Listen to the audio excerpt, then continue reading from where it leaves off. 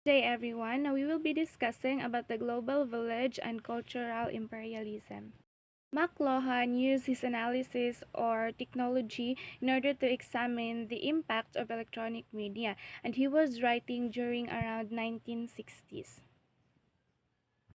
So McLuhan, he was a Canadian philosopher which is known for his theories and in groundbreaking ideas in the communication and media's impact on society. His writing since during 1960s, that's why he mainly analyzed the social changes brought about by television. So since during 1960s, dili pa kaayo common ang kanang technology or dili pa kay rampant ang technology, that's why ang iyahang gikuan ato is gi-connect niya ang effects sa television in the cultural changes or the social changes nga na-brought sa television in the society. Lohan declared that television was turning the world into a global village. So as more and more people sat down in front of their television sets and listened to the same stories, that perception of the world, their perception of the world would contract. Lohan's global village idea suggests that television connects people all over the world, shaping shared perspectives. So as global media spread from all over the world, they would watch, listen, and read the same thing. But also, it is risking cultural homogenization. Like for example, global networks like CNN influence how the audience interpret or perceive the events, often prioritizing dominant narratives over the local viewpoints. So masapawan or ma-overshadow sa dominant narratives ang local traditions or local viewpoints. Ang lifestyle mo spread na siya through TV shows and films which sometimes replace traditional way of life. So masapawan na siya or mailisan. When a major political event happens in Africa or Asia, ang example na siya, so ang western media iyahang gina-cover up kung ons or iyahang gina butang sa ilahang news on how its focus nila is the effects of Europe or the US rather than the people who is directly impacted or directly nga nakuan na concern ana nga specific nga event. So ang ilang gi-cover up is katudjong or ilang gi-cover sa ilang news in katudjong mga people nga dominant mo to siya ang kanang ginakuan sa news. So masapawan na siyang local news kay mas gipili nila tong mga kuan kontra sa traditional kung kinsa tong people nga directly impacted ana nga specific nga event. Of the early thinkers assumed that global media had a tendency to homogenize culture. So people argued that the global media spread, people around the world would begin to watch, listen, and read the same things. This thinking arose in a time when America's power has turned into a cultural heavyweight. So in the 1960s, ang US nagdominate siya sa global village through TV, music, and news. Ang people around the world started to watching and listen and read the same content. But the problem is the cultural imperialism. As ang US nag-spread siya og kanang media, ang local culture were at risk of being overshadowed. So instead of unity, this could lead to conflicts and cultural loss. Kay mawala naman ang culture, kay na-overshadow naman sa influence sa western culture. So McLuhan warned that media shapes how people think, not just what they watch. Kay lahi-lahi man taog perspective. So mausab jud ang perspective kay mao man ang ilahang ginatan-aw. Commentators therefore believe that globalization coupled with American hegemony would create a form of cultural imperialism whereby American values and culture would overwhelm all others.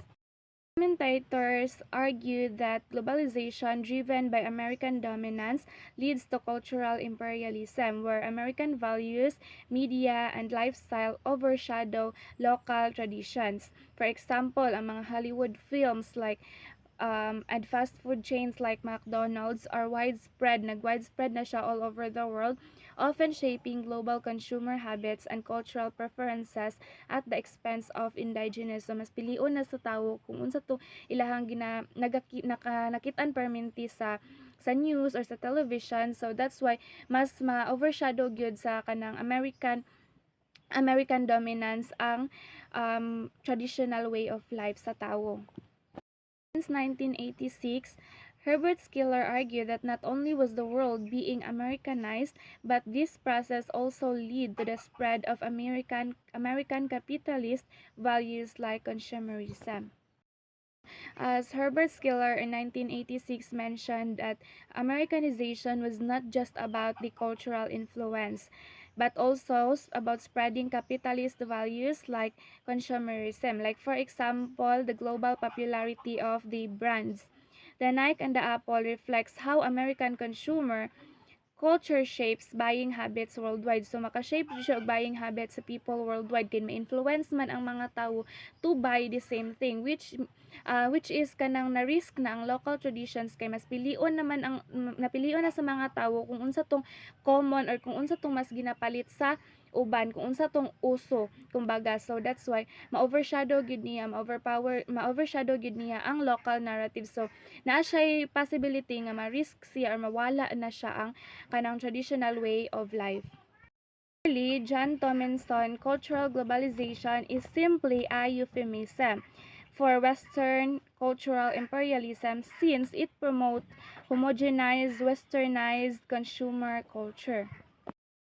John Tomlinson argues that cultural globalization is really a Western cultural imperialism, spreading Western lifestyles and consumer habits globally. Like for example, kanang mga fast food chains like McDonald's and Hollywood movies dominate worldwide, which often replace the traditional values or the local traditions and industries, leading to a homogenized, westernized culture. Kaya same raman ang kanang ginatan-aw, giwatch, read, and listen sa mga tao globally. So mausab ang ilahang perception in a certain thing. So murag makasuon sila sa unsa tong ang ilahang ginatan-aw. So ilahang masuon. So kanang murag ma-influence sila ba nga nindot daay ni siya palito, nindot daay ni siya nga movie kay mao ra man gina permente ang ilang ginatan-aw katong mga local movies na ilisan na siya to the critics of cultural imperialism. In the 1980s, media scholars began to pay attention to the ways in which audiences understood and interpreted media messages. In the 1980s, media scholars began studying how audiences interpret media messages differently based on the culture and experiences. So, ang ilaha dire during 1980s ang ginakuan sa mga media scholars o giunsa pag-interpret sa mga tawo ang media messages based on their culture and experiences. Like for example, audiences' diverse reactions to global media like TV shows were explored, recognizing active engagement rather than passive consumption. So lahi-lahi man og perception ang tawo kung unsa ang ilahang ginatan-aw.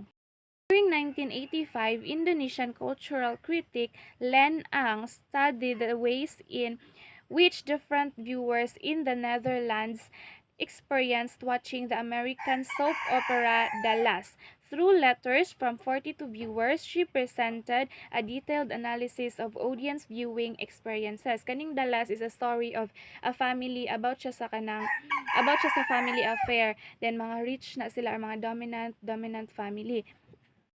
Ang iyang gi-analyze ang kanang mga Dutch viewers' reactions to the American soap opera Dallas using letters from 42 viewers in order to understand diverse interpretations. Like for example, ang some viewers ni admire nila kung the show's glamour while others criticize it for its unrealistic portrayal of life. So makita jud nga lahi og perception or interpretation ang tawo sa ilahang ginatan-aw.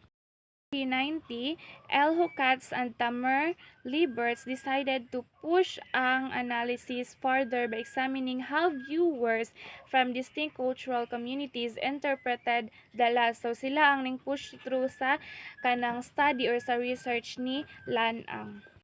Hukatz and Tamar Lebes expanded research on how different cultural groups interpret the same media content. So ganina kay same ra sila nga group but then usa ra ilahang gitanaw. Then kani karon kay isa ang ilahang ginatan-aw nga movie but they are from diverse groups or diverse cultural groups. Like for example, Israeli viewers of the last saw it differently, while Arabs view it as materialistic, which kibbutz members criticize it for moral decay. So this shows how moral or the cultural background shape media understanding. So lahi-lahi pud og perception based sa imuhang culture or sa imuhang experiences. So lahi ang interpretation sa Israelites, lahi ang interpretation sa Arabs, and lahi pud ang interpretation sa kibbutz members. So makita jud nga lahi-lahi og interpretation or lahi-lahi og perception ang tao based on how they perceive it in their culture and their experiences to the interpretation of the people from diverse cultural backgrounds. First is the Russians. Russians were suspicious of the show's content, believing not only that it was primarily about American, but it contained American propaganda. They were skeptical of the last, interpreting it as American propaganda, believing it primarily represented American values and ideals. So, France, on the other hand, saw it as a critic of the excessive of the rich. So despite concerns about cultural imperialism, globalization has also strengthened the regional influences. Asian culture, for example, has spread globally through media. Japanese icons like Hello Kitty, Mario, and Pokemon, along with the Korean pop or the Korean drama and telenovelas, have become integral to the global popular culture. View the last as a critic of the excesses and the moral flaws of the wealthy, seeing it as a reflection of their own society. So parehas ra og interpretation ang Russian as og ang American. Ang Russian giview nila as the representation of the values and ideals of the Americans, and it contains American propaganda, while the Americans, they saw it as an excesses of moral flaws and the wealthy, seeing it as a reflection of their own culture. So despite concerns about the cultural imperialism, globalization has also reinforced regional cultural influences. So the Asian culture has become a cultural imperialism or the major global force with symbols like katong mga ginamention ako ganina, Hello Kitty, Super Mario, and Pokemon, which gains popularity international. So nag-spread jud to siya internationally um ang kana nga mga symbols. So the Korean pop, K-pop, and the telenovelas has also spread globally, showing how regional cultural products can thrive into the global market. So as today, no, grabe ka kuan ang mga Korean songs or Korean pop and the Korean telenovelas. So mao jud ang ginawatch the people globally. So makita jud nga globalization has shaped people's interpretation or people's perception worldwide. For my part, thank you and have a nice day.